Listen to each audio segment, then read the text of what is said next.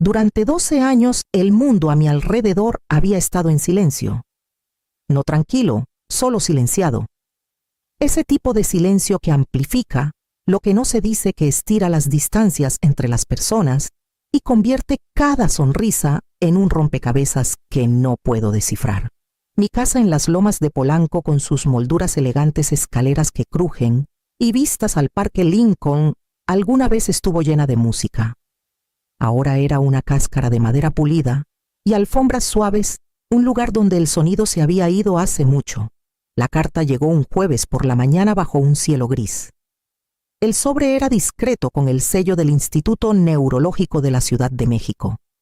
Sabía de qué se trataba antes de abrirlo. Mis dedos dudaron sobre el papel grueso y cremoso. Una parte de mí no estaba segura de querer recuperar el mundo. La cita estaba confirmada, 18 de mayo, 7:45 de la mañana. El doctor Vargas y su equipo estaban listos para realizar el procedimiento del implante neuronal. Experimental, sí, pero los resultados en otros pacientes eran prometedores. El 80% recuperaba la audición completa en 6 meses. Los demás al menos algo. Lo suficiente para distinguir voces, para entender una risa sin leer labios, para escuchar una mentira. Doblé la carta y la guardé en el sobre, luego la escondí bajo un montón de programas viejos de la Orquesta Sinfónica en el cajón de mi escritorio. No se lo diría a nadie, menos aún a Emiliano. Él me llamaba una vez por semana, a veces menos. Su tono siempre era seco, profesional, como si estuviera revisando con una clienta anciana cuya herencia administraba. Supongo que no estaba tan lejos de la verdad. Desde que perdí el oído, sus visitas se volvieron más cortas, su paciencia más frágil. Sonreía, claro, pero sus ojos estaban en otro lado. Siempre calculando, siempre esperando. Necesitaba saber. Sin la actuación, sin las palabras suavizadas para la pobre madre sorda. Quería escuchar lo que decía cuando creía que no lo oía.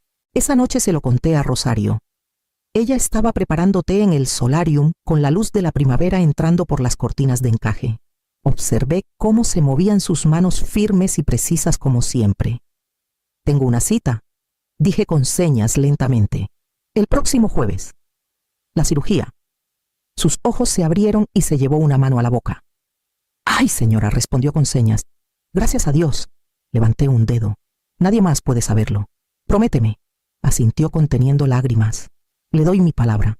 Las tazas de té temblaron ligeramente en la bandeja mientras las llevaba a la mesa, y yo me quedé sentada en el silencio de la habitación, ya imaginando cómo sonaría el mundo otra vez. No el viento, no los pájaros, no el violonchelo que solía tocar. Quería escuchar a las personas. Quería escuchar a mi hijo. La noche siguiente Emiliano llegó a cenar. Emiliano llegó justo después de las 6. El aire primaveral aún estaba fresco, pero no traía abrigo, solo su saco azul marino impecable y los gemelos que Guillermo le regaló en su graduación. Entró por la puerta principal con esa confianza que parecía sobrarle, seguido de cerca por Valeria, quien besó el aire cerca de mi mejilla con una facilidad ensayada. «Te ves increíble, mamá», dijo Emiliano alargando cada palabra como si le hablara a una niña. «Siempre tan elegante. Rosario te está cuidando bien, ¿verdad?». Sonreí cortésmente y asentí con suavidad. Mi libreta ya estaba en la mano, mi pluma deslizándose por el papel, con una memoria muscular que ya no necesitaba pensar. «Qué gusto verlos. La cena está casi lista». Valeria apretaba su bolso con demasiada fuerza para que fuera casual. Sus ojos recorrían la casa como si estuviera leyendo un plano, se detenían en las molduras en la lámpara antigua del pasillo, en el cuadro raro sobre la chimenea. Miraba mis cosas como quien evalúa una propiedad en venta. Emiliano puso una mano en mi hombro brevemente, más gesto que cariño, y volvió a hablar articulando con cuidado, con los ojos bien abiertos, como si no hubiera estado leyendo labios por más de una década. «Queríamos pasar a ver cómo estás», dijo con voz lenta, melosa. «Tienes mucho que manejar en esta casa. ¿Has pensado en simplificar, vender la casa de Valle de Bravo, tal vez consolidar las cuentas de inversión?» Mantuve mi sonrisa inmóvil. Por dentro, mis dedos se apretaron ligeramente en la libreta. Lo pensaré. Primero comamos, escribí. En el comedor Rosario se había lucido pato asado, puerros estofados, espárragos blancos que a Emiliano siempre le gustaban. Él alabó todo en voz alta como si el volumen equivaliera a sinceridad. Valeria decía poco sorbía su vino, ofrecía algún asentimiento o sonrisa. La conversación, si se le puede llamar así, fluía en una sola dirección. Emiliano me actualizaba sobre las fluctuaciones del mercado, su reciente ascenso, lo difícil que era encontrar personal confiable. De vez en cuando pausaba para asegurarse de que estuviera siguiendo y ofrecía resúmenes que rozaban lo condescendiente. Después de la cena me levanté para recoger los platos y ellos me detuvieron insistiendo en que Rosario lo haría. Caminé hacia la cocina, pero me detuve justo después del arco oculta por la pared. Sus voces llegaron flotando débiles pero claras. «Está decayendo», dijo Valeria. «¿Viste cuánto tardó en responder sobre la herencia?» Emiliano suspiró. «No necesitará esta casa por mucho tiempo. Deberíamos transferirla antes de que la fundación la bloquee. Será un lío cuando ya no esté». Valeria no dijo nada, pero escuché el suave tintineo de su copa de vino al dejarla en la mesa. Entré a la cocina con el corazón firme, las manos ya sin temblor. Cuando se fueron, Emiliano besó mi mejilla otra vez. «Cuídate. Sí, volvemos pronto». Asentí, y los despedí con un gesto. Luego regresé adentro donde Rosario secaba el último plato. Abrí el cajón, saqué el sobre de debajo de los programas de la Sinfónica y lo puse sobre la mesa. En 7 días los escucharía sin esconderme. Lo primero que escuché fue el zumbido bajo de las luces fluorescentes. Luego el pitido rítmico de un monitor cardíaco suave y constante. Mantuve los ojos cerrados con miedo de que abrirlos rompiera la ilusión. Pero los sonidos no se desvanecieron. Al contrario, se volvieron más nítidos. Una puerta chirrió al abrirse. Pasos se acercaron, suelas de goma sobre el piso. Luego, una voz baja y mesurada. «Señora Navarro, ¿me escucha?» Abrí los ojos. El doctor Vargas estaba frente a mí con una sonrisa cautelosa en su rostro amable. Asentí lentamente y susurré las palabras que había ensayado 1000 veces en mi cabeza. «Sí, lo escucho». El sonido de mi propia voz me sorprendió. Sonó más débil de lo que recordaba, insegura, como una bisagra oxidada que vuelve a moverse. Pero estaba ahí, y era mía. La sonrisa del doctor Vargas se amplió. «Extraordinario. La mayoría no responde tan rápido. Apenas registré su explicación sobre inflamación y plazos de adaptación. Ahora lo escuchaba todo, el rasguño de su pluma en la ficha, el murmullo suave de una enfermera en el pasillo, el silbido lejano de una cafetera en el corredor. El mundo había regresado, y con él mi propósito. Esa tarde Rosario llegó con un ramo de alcatraces y los ojos ya enrojecidos. Se sentó a mi lado y tomó mi mano. «¿Funcionó?», preguntó con la voz temblorosa. Asentí y susurré: «Sí, funcionó». Las lágrimas rodaron por sus mejillas. «Gracias a Dios». Apreté sus dedos con suavidad, pero no le decimos a nadie. «Todavía no». Frunció el ceño. «¿Quiere seguir fingiendo?». Giré la cabeza hacia la ventana donde las persianas vibraban ligeramente con el viento de la tarde. «Creen que estoy sorda. Déjalos. Es lo único honesto que me han dicho». Rosario asintió secándose las lágrimas con la esquina de su rebozo. «Yo la sigo, señora. Solo dígame qué necesita». A la mañana siguiente, me dieron el alta con una carpeta de instrucciones y un permiso tentativo para retomar la vida diaria con moderación.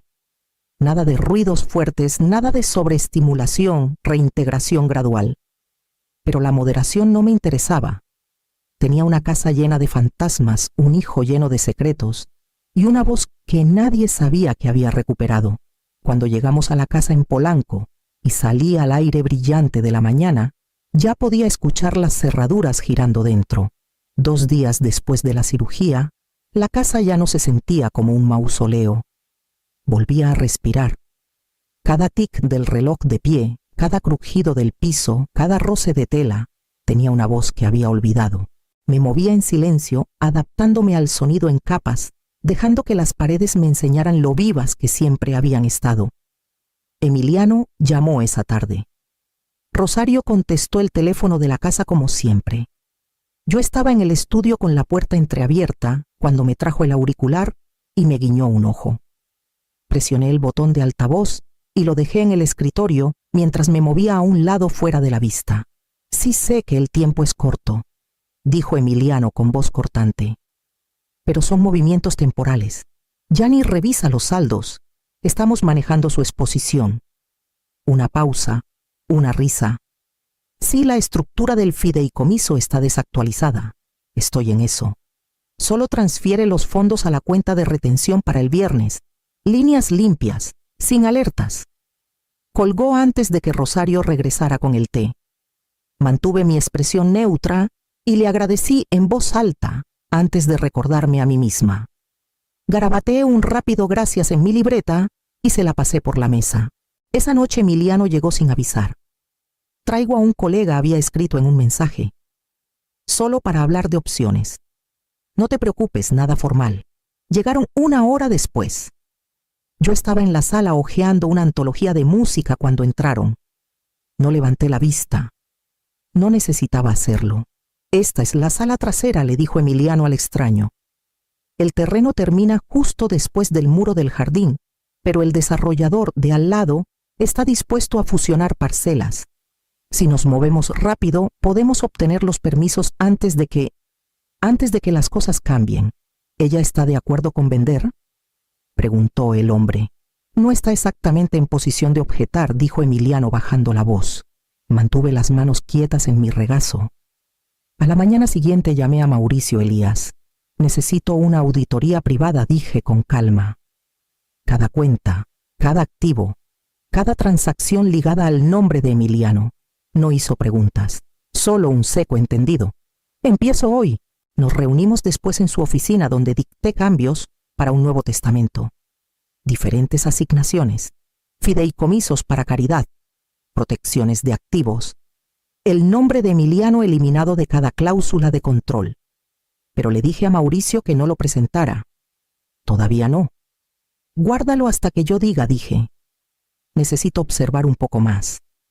Cuando salí del edificio de cristal de la firma y volví al bullicio del tráfico de la Ciudad de México, podía escuchar todo: las ruedas de una carriola en la banqueta, el freno de un camión a lo lejos, el parloteo rápido de los transeúntes. Regresé a casa antes del atardecer. Esa noche el teléfono sonó otra vez. Era Valeria.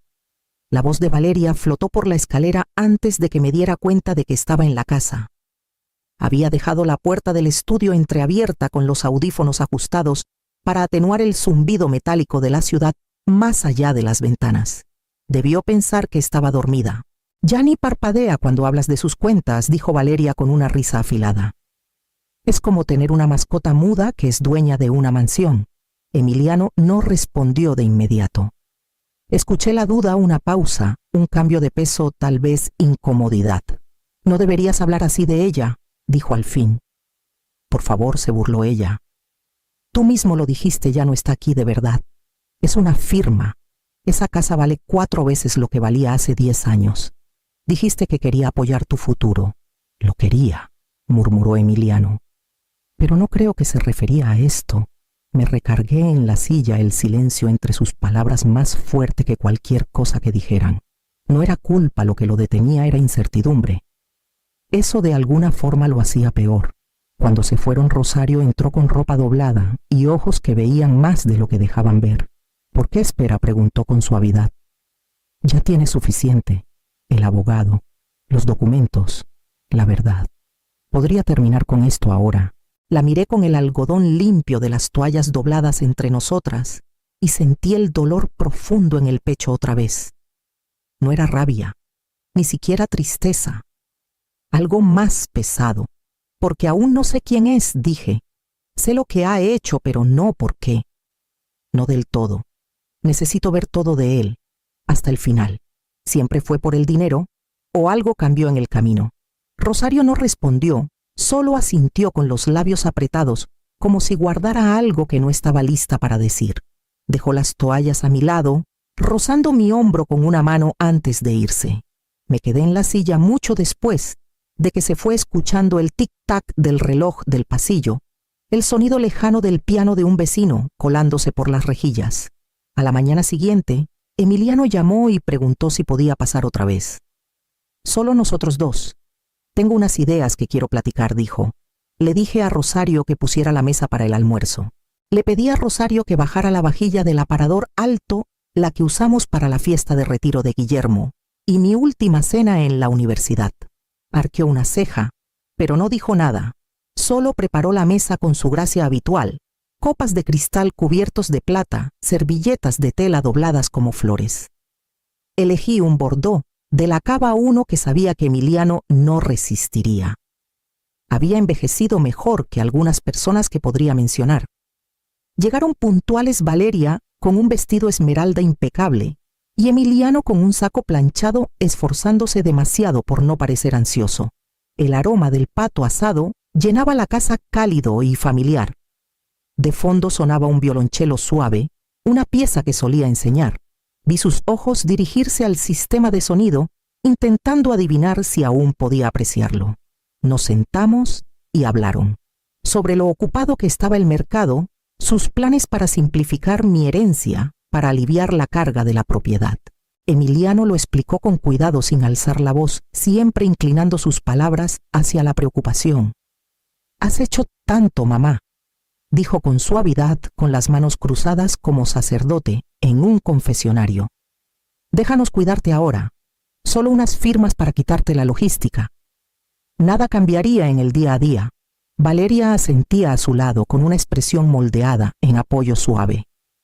Tomé un sorbo de mi vino y escribí en mi libreta. «Primero disfrutemos el postre». Él sonrió tal vez, confundiendo mi complacencia con cansancio. Después de que Rosario trajo el pastel de chocolate, Emiliano alcanzó su maletín y sacó una carpeta. La deslizó hacia mí como si fuera el último plato. «Mandé preparar esto por si te sentías lista». Los revisamos con un colega, transferencias estándar limpias. La casa, la de Valle, las cuentas de inversión. Pasé los dedos por la carpeta y levanté la vista. Me observaban esperando confusión, una pausa, un garabato en el papel. En cambio hablé. «¿Por qué tanta prisa por transferir lo que no es tuyo?» La boca de Emiliano se abrió, pero no salió sonido. La mano de Valeria tembló y su copa de vino se deslizó de sus dedos, estrellándose contra la mesa. La música seguía sonando. Me miró como si hubiera resucitado. «¿Tú? ¿Puedes escuchar?» Asentí una vez. Desde hace más de una semana. Valeria palideció buscando una servilleta, evitando mis ojos. Escuché cada palabra. Las llamadas, los planes, las burlas sobre mi silencio. Todo. El color abandonó el rostro de Emiliano mientras se recargaba en la silla, con la carpeta intacta entre nosotros. Nadie habló por un largo rato. Incluso el violonchelo se desvaneció en silencio. Me incliné, jalé la carpeta hacia mi lado y dije con firmeza: «Ahora que hablamos con honestidad, empezaremos de nuevo, desde el principio». El timbre sonó antes de que alguien pudiera responder. Rosario me miró desde el pasillo. Asentí una vez. «Déjalos entrar». Era Mauricio. Mauricio entró con su maletín en la mano y un cansancio que solo viene de saber demasiado. Saludó con cortesía a Emiliano y Valeria, que permanecían congelados en la mesa. Rosario cerró la puerta tras él y desapareció por el pasillo. «Traje los archivos», dijo Mauricio en voz baja. Le indiqué que los pusiera en la mesa. Emiliano lo observó con un destello de reconocimiento, luego con la mandíbula tensa. Aparté los platos de postre y desplegué el primer grupo de documentos. Durante los últimos 7 días, dije con calma, escuché cada llamada, cada conversación susurrada, cada mentira dicha con una sonrisa. No dije nada porque quería estar segura. Mauricio confirmó el resto. Abrí el registro. «Has transferido 35 millones en fondos no autorizados durante el último año. Capas tras capas disfrazados como facturas de servicios y costos de mantenimiento». Emiliano dio un paso adelante con las manos alzadas. «No es lo que piensas. Estaba reubicando posiciones a corto plazo para evitar impuestos». «¿Tratos con desarrolladores?», pregunté. «Una promesa de intercambio por un condominio de lujo al lado». Valeria carraspeó. Celeste, esto se siente muy repentino. Tal vez deberíamos hablarlo en privado. Me giré hacia ella lentamente. Te reíste de mí. Me llamaste una mascota muda. Lo viste hacer esto y lo alentaste. No te vas todavía. La voz de Emiliano se quebró. Por favor, no entiendes. Pensé. Pensaste que nunca te oiría, dije sin alzar la voz. Pensaste que el silencio era permiso. Mauricio sacó el Nuevo Testamento y lo puso frente a mí. Esta es la versión corregida, dije. Emiliano queda fuera de todo control y herencia. La mayor parte del patrimonio irá a la escuela de música. Mi casa y biblioteca musical se convertirán en una residencia de becas para estudiantes sin recursos. Los hombros de Emiliano se hundieron. Me miró no con enojo, sino con algo más cercano al vacío. Me estás eliminando, susurró. Lo miré a mi hijo, al niño que alguna vez cargué en noches sin dormir en recitales de piano en plazos universitarios. No, dije suavemente. Tú lo hiciste solo. Mauricio cerró la carpeta con suavidad, guardó su pluma y esperó. Me levanté de la mesa con las manos firmes y me giré hacia Rosario, que había regresado con abrigos en los brazos. Déjalos ir, dije. Ya tomaron suficiente. La casa quedó en silencio después de que la puerta se cerró. Emiliano no se despidió. Solo tomó los papeles que Mauricio le dio, asintió una vez y salió con Valeria detrás sus tacones, resonando contra el suelo como signos de puntuación. La puerta se cerró sin ceremonia. Rosario se quedó cerca de la escalera, esperando a ver si me derrumbaba. No lo hice. El silencio después fue diferente, no pesado, no vacío, limpio. Los días siguientes pasaron en un movimiento suave. Recorrí la casa como si la redescubriera, cada habitación, llena de sonidos que no había oído en años, el chirrido leve de un cajón, el zumbido constante del refrigerador, el crujido amortiguado de la chimenea cuando los leños prendían. Una tarde, me sentía atraída al piano en la sala trasera. No lo había tocado desde el funeral de Guillermo. Me senté en el banco y levanté la tapa lentamente, pasando los dedos por las teclas, como saludando a un viejo amigo que no estaba segura si aún me recordaba. Toqué una nota, luego otra, luego un acorde, y entonces lloré no de pena sino de liberación. Toqué por horas ese día, no perfectamente, no con el control que alguna vez tuve, pero con una crudeza que nunca me había atrevido a mostrar. Mis manos encontraron el camino sin pedir permiso. Pasaron semanas, cada una más tranquila, en el mejor sentido. Caminaba por las calles de la Ciudad de México, en las mañanas escuchando el roce de los carros de periódicos, el ladrido de los perros en sus rutinas, el coro en capas de la vida que alguna vez fue fondo y ahora sentía como una invitación. Una mañana, Rosario apareció en la cocina con un periódico doblado en la mano. Lo puso suavemente en la encimera junto a mi té. Está dando clases, dijo. Emiliano. Hay una escuela en Iztapalapa sin muchos recursos con un pequeño programa de artes. Lo contrataron la semana pasada. Maestro de música. Leí el artículo lentamente. Su nombre estaba cerca del final, debajo de una cita sobre restaurar el acceso a la educación artística. No había mención de mí, ni del dinero. Solo una foto de él sosteniendo un violonchelo desgastado con un grupo de estudiantes de secundaria en uniformes arrugados. Cerré el periódico y miré por la ventana durante un largo rato. Tal vez esta era la versión de él que debía haber despojado del legado de privilegios de pie por su cuenta. Y tal vez, solo tal vez, él también había comenzado a escuchar algo.